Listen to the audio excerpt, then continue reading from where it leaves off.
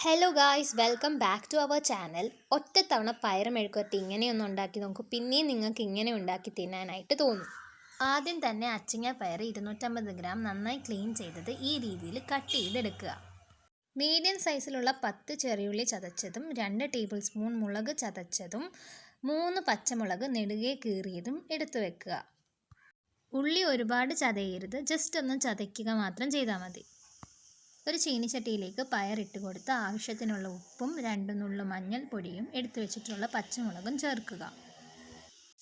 2-3 table spoon വെളിച്ചെണ്ണ ഒഴിച്ചു കൊടുക്കുക. ഇനിയും കുറച്ച് വെള്ളം തളിച്ചു കൊടുക്കുക. ഒരുപാട് വെള്ളം വേണ്ട, ചെറുതായിട്ട് വെള്ളം കുടഞ്ഞു കൊടുത്താലും മതി.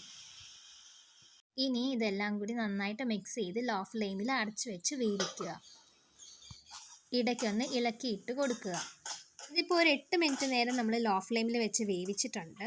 അതിപ്പോൾ അത്യാവശ്യം നന്നായിട്ട് വെന്തിട്ടുണ്ട്. ഇനി ഇതിലേക്ക് ചതച്ച ഉള്ളിയും ചതച്ച മുളകും ചേർത്ത് കൊടുക്കാം. ഇനി ഇത് നന്നായി മിക്സ് ചെയ്ത് മീഡിയത്തിൻ്റെയും ലോ ഫ്ലെയിമിൻ്റെയും ഇടയ്ക്ക് വെച്ച് നന്നായിട്ട് വേവിക്കുക.